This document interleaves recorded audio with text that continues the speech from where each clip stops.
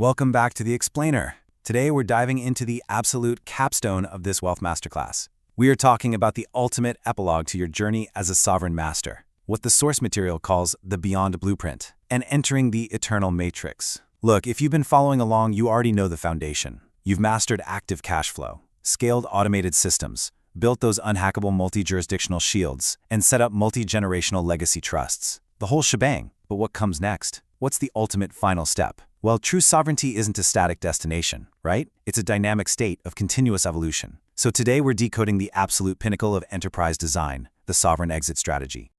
So let me ask you a tough question. Do you own a business, or do you just own a really high-paying job? Honestly, the text highlights this as the ultimate trap for middle-tier entrepreneurs. Operating a business with absolutely zero exit horizon just leaves founders trapped. You become the perpetual engine of your own cash flow generator, basically stuck on a treadmill until you burn out or until some massive market shift wipes out everything you've built. The source material makes a really profound distinction here. True wealth isn't just about generating monthly revenue. True wealth is converting that cash-generating enterprise into a massive, fluid, liquid windfall. Here's a quick look at our roadmap for today's explainer. Number 1, the ultimate exit strategy. Number 2, total operational decoupling. Number 3, the infrastructure premium. Number 4, tax-optimized liquidity reallocation. And finally, number 5, absolute financial sovereignty. Let's get right into it. Section 1. The ultimate exit strategy. Monetizing the empire. Okay, what's genuinely fascinating about this concept is that it forces a complete ground-up mindset shift. You are no longer just grinding it out to earn monthly revenue. You are actively engineering a high-ticket enterprise exit. This is how you monetize years, sometimes literally decades, of future earnings in one single premium transaction. But to pull that off, your business architecture has to fundamentally change. The blueprint outlines 3 core pillars: decouple operations, build a tech moat, and optimize tax liquidity. These 3 form the unshakable foundation of the entire exit strategy. Let's unpack that first pillar. Section 2, total operational decoupling, removing the founder's friction. The crucial point here is understanding the psychology of the buyer. Institutional private equity firms, family offices, massive corporate acquirers, they do not care about your personal charisma. They don't. They don't care about your individual labor or your daily involvement. If removing you from the operations causes revenue to stall, or if client churn spikes the second you step away, you simply do not own a sellable asset. And that connects directly to this incredible 6 to 12 times valuation multiple on your annual earnings. Imagine taking your annual profit and multiplying it by 10 or 12 in one massive lump sum. But this payday only happens when you completely decouple yourself. The acquirer has to be able to step into the owner's seat on day one with complete, unwavering confidence that the machine will just keep printing profit predictably, entirely without you. So, what actually replaces you? The source material is clear. Every core function has to run through automated code, documented systems, and an independent management layer. This taps directly into what the text calls the first fundamental law of the eternal matrix: continuous technological assimilation.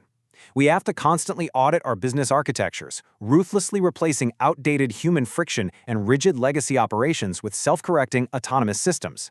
It's not just about delegating tasks. It is about engineering yourself completely out of the equation so the asset can stand and scale entirely on its own.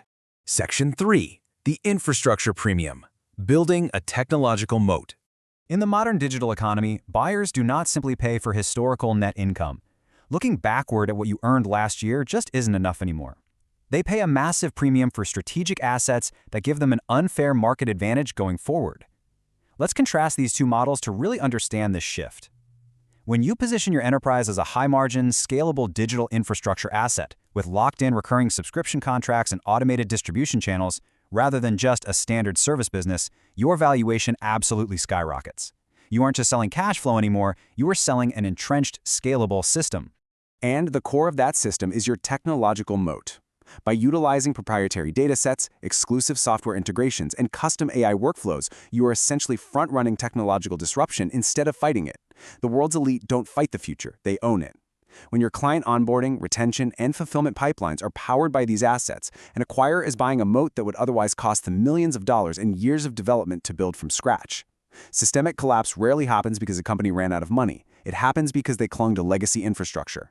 Adopting emerging technological primitives builds a perpetual, unassailable moat that compounds way faster than the market can ever adapt.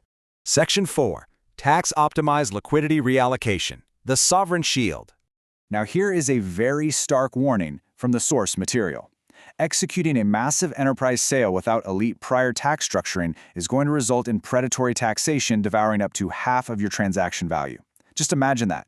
Doing all that work, building the system, securing the moat, selling for a 10x multiple, and then literally losing 50% of it at the finish line.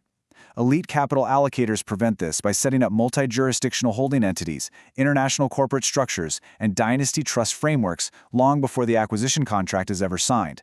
By utilizing these frameworks, the capital proceeds from the sale flow directly into tax-exempt or tax-deferred sovereign reserves. The key takeaway here? Preparation.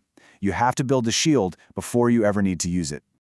The source material refers to this next phase as the second law of the eternal matrix, the fluid capital matrix. Once that massive liquid windfall is secured inside your sovereign reserves, it cannot just sit there. It has to be immediately reallocated. A sovereign master views capital as fluid, kinetic energy. You move liquidity into a diversified basket of inflation-proof hard assets. We're talking sovereign debt instruments, income-producing real estate portfolios, high-yield digital nodes, and private equity placements. The goal is to maintain dynamic liquidity pools capable of moving across asset classes, jurisdictions, and monetary systems at a moment's notice. By maintaining this fluid capital matrix, when systemic debt bubbles inevitably burst, you possess the immediate, unencumbered liquidity to swoop in and acquire distressed, irreplaceable hard assets at pennies on the dollar. You don't try to predict market cycles, you prepare your infrastructure to profit no matter which direction the global economy swings. Section 5. Absolute financial sovereignty. The blueprint is complete. You have journeyed to what the text calls the beyond blueprint. The art of remaining permanently adaptable, ahead of systemic shifts, and entirely immune to global disruption. The matrix of economic limitation is permanently shattered.